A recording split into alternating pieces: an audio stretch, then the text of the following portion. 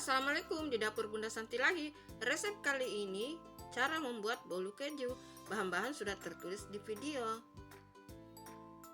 Ada SP, ada telur, ada gula pasir, ada pewarna makanan, opsional ya, ada susu cair, ada keju oles, ada tepung terigu, dan ada baking powder.